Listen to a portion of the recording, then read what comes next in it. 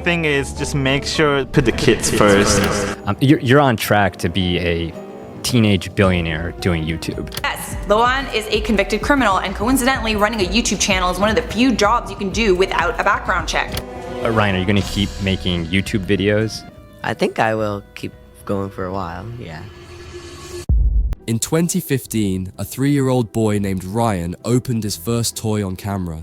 1 billion views later, he became YouTube's biggest child star. It was the perfect story. Refugee parents building a better life. A happy child sharing his joy with the world. The American dream playing out on YouTube. But in 2024, something changed. The smiles disappeared. The views dropped. And fans started asking questions. Why are creators calling out Ryan's world? Why did his mother's criminal past suddenly resurface? And why did their $10 million Hollywood movie flop so hard? But it's this single moment, caught on camera, that exposed everything. Ryan, are you going to keep making YouTube videos, given your interest to be an animator and maybe go behind the camera, like as you get older? I think I will keep going for a while, yeah. On March 17th, 2015, Ryan's mom would post his first video on the platform. It started out like every other YouTube channel does. No set, no extra cameras, no sponsored segments, and nothing like what you see on the platform today. It was just a little kid picking out a toy he liked to bring it back home and play with it. In this case, it was what Ryan would call a Lego chew train. This video would lay the foundation for the empire that had yet to be created. The family continued to post videos of Ryan playing with different toys. They believed in the channel's vision, and it was something Ryan enjoyed doing, so they kept letting him enjoy playing with his toys and recorded him. Little did they know that one of these videos would soon hit the jackpot and boost the channel's growth more than they had ever imagined. On July 1st, 2015, a couple of months into the channel, they uploaded their most viewed video. It was a video of Ryan opening up a Lightning McQueen egg with surprise toys inside. The video did massive numbers, sitting at 1.1 billion views as of today. This was the video that put Ryan on the YouTube map. Parents everywhere were suddenly hearing their kids talk about Ryan's toy review. It got people asking, who is this kid? How did he get so popular so quickly? At the age of 3, Ryan was paving his way for generational wealth. However, it all would take a dark turn very soon. Before long, rumors spread. Rumors questioning the authenticity of their views, rumors of manipulative tactics, and soon a colossal clash with soon-to-be YouTube's biggest channel, PewDiePie. The Kaji family saw their vision coming to life. As the spotlight hit them, they became even more motivated to keep going. Following that video, they went all in, and even more views were poured in. In 2016, the channel reached a point where it could be branded as mainstream. This led both Loan and Shion Kaji, Ryan's parents, to quit their jobs and focus on the channel full-time. The key element of the channel was Ryan's fun and playful style of playing with his toys. The videos resonated deeply with the younger demographic and even parents. The views kept skyrocketing, and the Kaji family saw success like never before. But while everyone saw the smiling child star, few noticed the cracks forming behind the scenes. Cracks that PewDiePie, YouTube's Swedish king, would soon draw into the open. By 2017, the Swedish king of YouTube, PewDiePie, with over 55 million subscribers at the time, took notice of Ryan's channel. Ryan's channel grew so fast that several news outlets predicted he would overtake PewDiePie. This made PewDiePie respond, and it was the first time the world saw a glimpse of the real side of Ryan's world. I'm sure he loves it, you know, I'm sure I would love, when I was a kid, to open a bunch of toys. But at the same time, it's like, it's something off about it. It's kind of like seeing child stars on television, because you know, like, their parents are literally forcing them to do it. And it's just something sad about it. And I can't help but getting the same vibe. You know, obviously I don't know what goes on, but Throughout the video, PewDiePie comments on Ryan's demeanor, noting that the way he acts and the toys he reviews are heavily influenced by his parents. I'm like, ugh. Increasingly, it feels like Ryan is reading from a script. No, the script being my mother saying, hey, you fucking say that. He was also among the first YouTubers to suggest that the channel uses subliminal marketing, a technique that uses hidden messages to influence people's behavior without their conscious awareness. Subliminal advertising at its finest. Sponsored episodes. Yeah, it's clearly they're sponsored by Walmart. It's 100%. It's so clear. Like, watch this video where they're like, we got an exclusive Walmart egg. And we even found a Walmart exclusive version too. Ooh, why would any kid give a shit about that? Explain that to me, okay? This would later become a huge threat to the channel. Not only that, PewDiePie went all in on the channel. He even pointed out how the Kaji family was botting their views. You see what I'm getting at here? Have you ever seen a video with 11 million views and 9,000 likes? Please direct me to that video because it doesn't exist. These are not real people. These are not real views. There's only 1,000 comments. Take a video where I had 11 million views. How's it going, Brad? My name's Brad. Today, It got 22,000 comments. That was because the number of views on the videos did not match the number of comments, which made it clear that the views were not organic. PewDiePie wasn't the only creator who pointed out Ryan's world's exploitation and forced content. Soggy Cereal and Lay's also discussed the sad state of Ryan's world.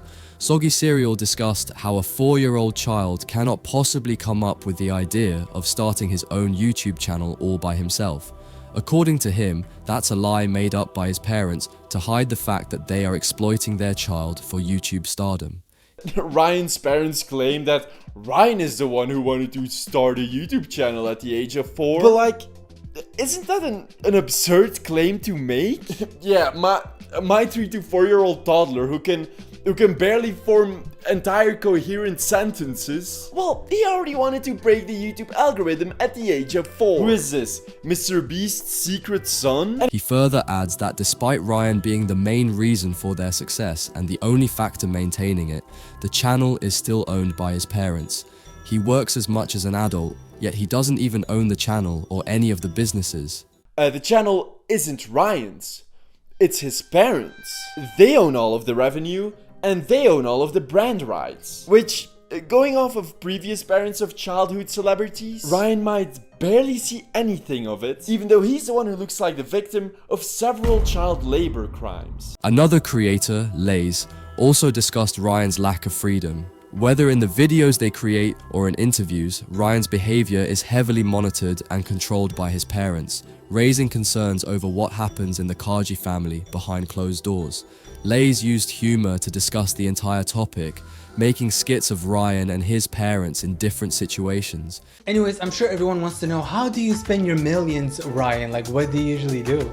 Ryan loves to spend his money on a lot of these toys and these games that he plays all the time because he's not overworked at all. He plays a lot. I asked Ryan, can we have Ryan answer this?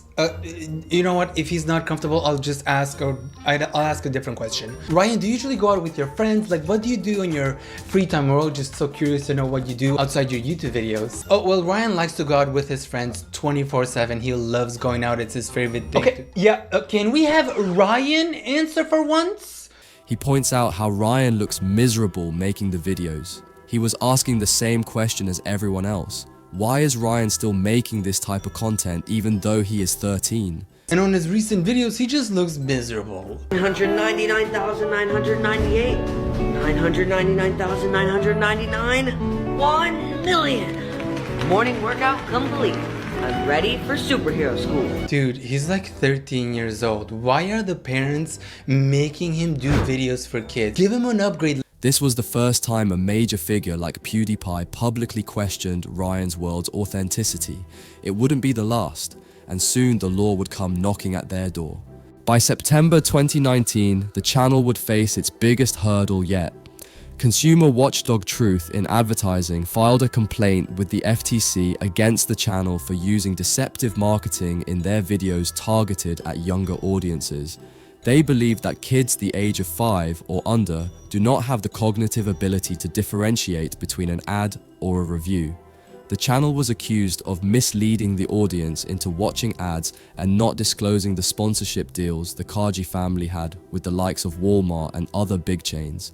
What made it even worse was that Google, the company that owns YouTube, had just settled a lawsuit in which they had to pay a staggering $170 million fine to settle claims over child privacy violations.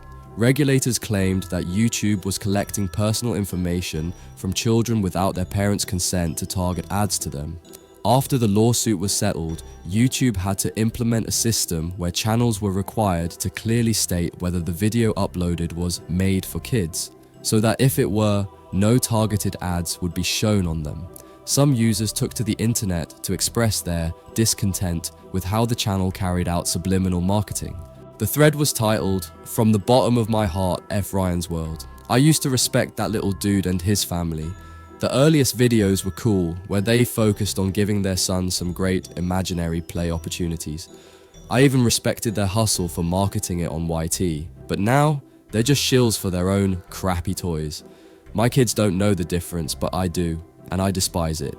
Just goes to show you, you either grow up the hero or live long enough to see yourself become the preteen salesman for your own BS's." The FTC hit the channel really badly. So after the target ad was removed, our revenue went down by 70% after just that day. They lost a huge chunk of their revenue from this. This change in rules also made them change the channel's name from Ryan's Toy Review to Ryan's World. The Kaji family had to take other measures to combat this issue and diversify their business. It was clear that just YouTube ad revenue won't cut it anymore. This is when they reached out to Pocket Watch, a well-known digital media company, to create Ryan's World brand of toys. This was the channel's first big step towards consumerism. Ryan was about to reach heights he had never imagined. Soon after, Ryan's World toy products took Walmart by storm and launched them into a whole new world. But speaking of legal issues, the internet did some digging, and what they found out was not nice, to say the least. And it turns out that Ryan's mother, Loan Guan, was arrested in 2002 for shoplifting. She was trying to steal around $93 worth of clothing from JCPenney at Alameda Mall in Houston, Texas. While Cheyenne and Loan Kaji managed to outrun poverty, Loan could not outrun her past. Let me take you back in time to the early days of the masterminds behind YouTube's biggest kids channel.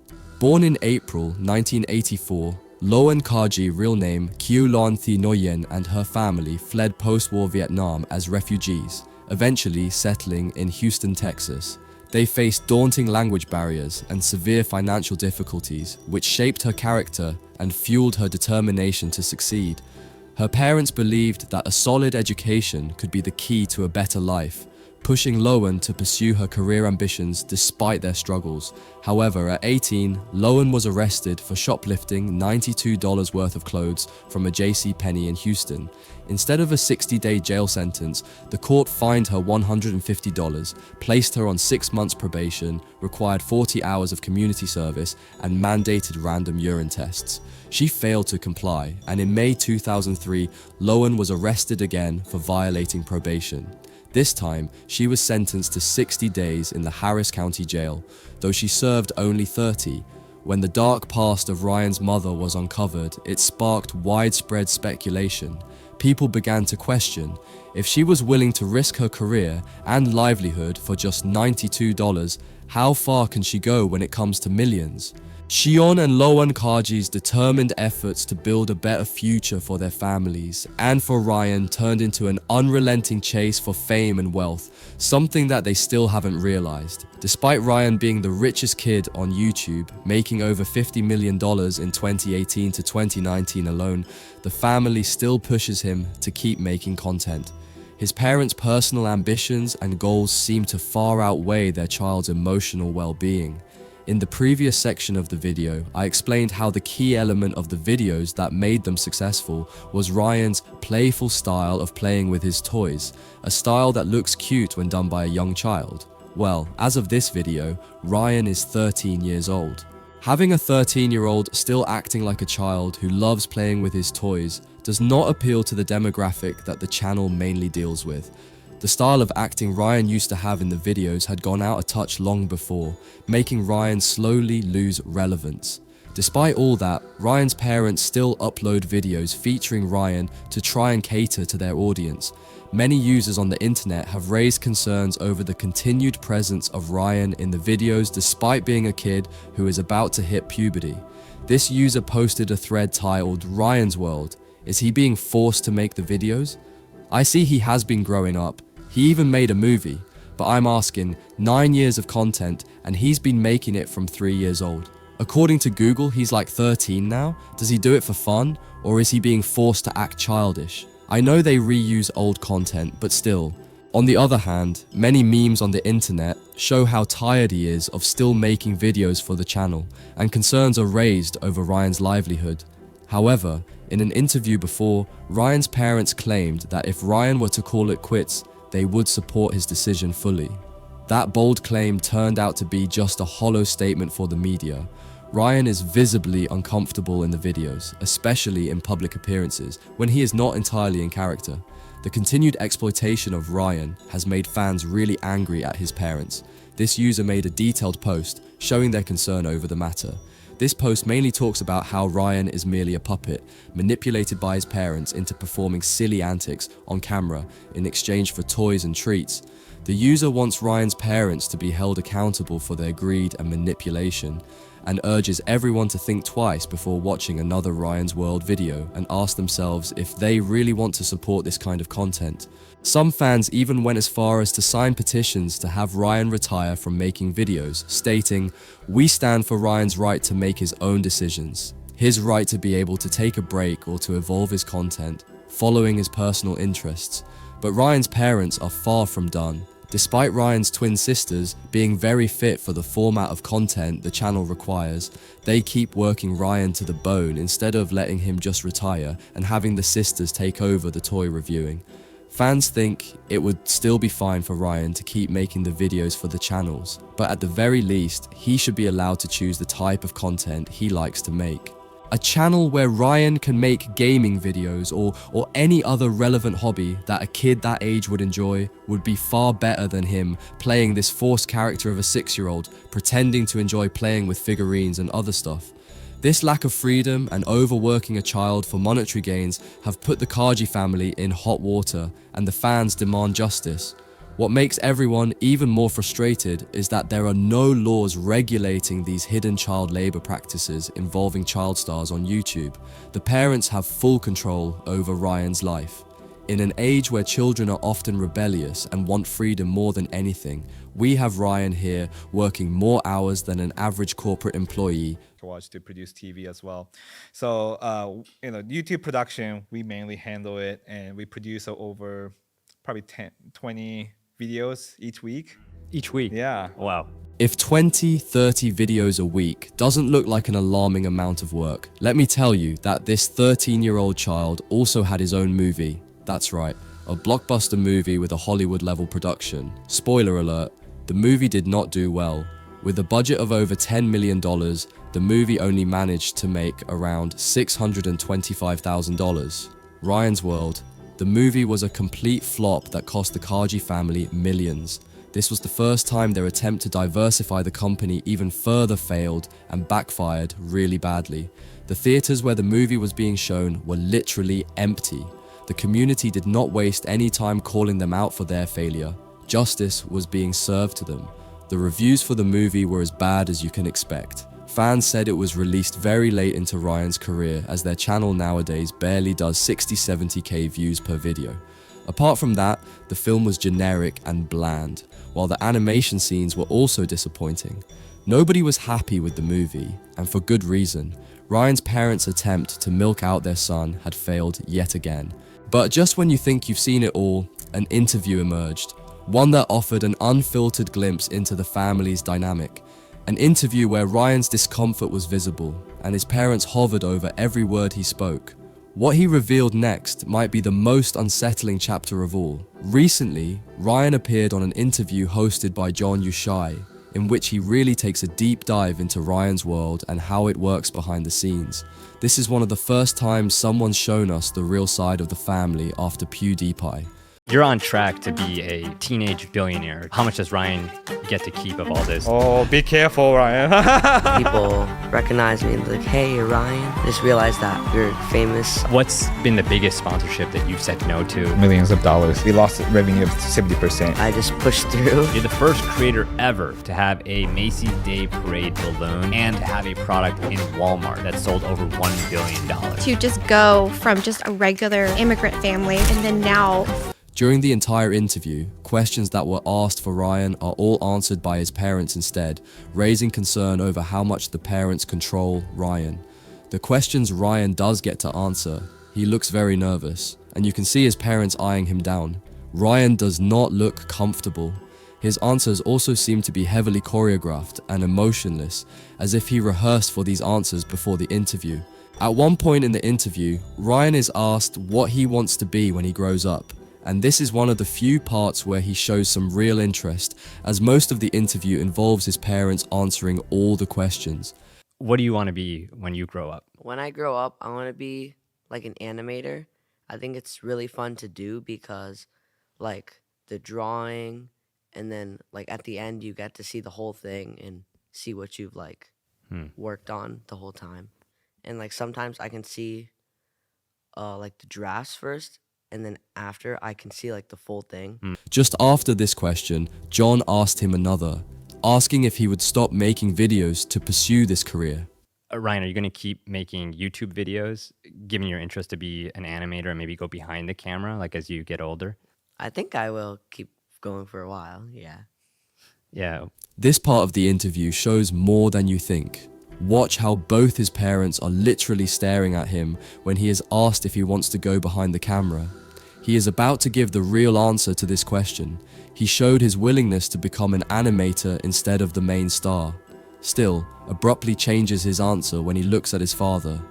Why did he change his answer? Throughout the entire interview, Ryan can be seen completely disengaged and disinterested. He is just sitting in between his parents, lost in his own thoughts. This goes to show how a child of this age is not fit for an environment like this. Due to his parents' high ambitions, a teenager lost his childhood and is continuing to be just a cash cow for his parents' monetary gains. The rest of the interview did not have much to offer other than generic questions and answers about the income, what it's like, and so on. But this interview did show us a real side of Ryan. Looking at him in this interview, his entire demeanor screamed for help. Many fans call him the next Macaulay Culkin, the famous actor who appeared on Home Alone. Macaulay also achieved stardom at a young age. Unfortunately, just like Ryan, Macaulay was also the victim of his parents' greed, which was more severe than the case of Ryan, as it even involved him getting abused. No one can say for sure whether Ryan will become the next Macaulay Culkin or finally retire and put all this behind him. For now, the Kaji family uploads almost daily to the channel. Regardless of the view count seeing a massive drop, the videos keep coming. They even recycle old content and re-upload the old videos to make the audience feel the same connection they had with the channel in the beginning. Even Ryan's sisters have started appearing more frequently on the channel, but the videos don't hit the same level as they used to. In the end, Ryan's story is a powerful reminder of the problems that child stars face on this platform. What started as a fun little channel turned into a huge corporate entity fueled by nothing but greed. Ryan never got the chance to enjoy his childhood like a normal person. However, he was able to give his family a life they had never imagined. The cost of achieving that success was far too high. The main question is whether Ryan will grow up to live in freedom and make his own choices, or whether he will remain a puppet for his parents to manipulate from the shadows, bringing in more money. But for now, this story shows us the real side of being a child star.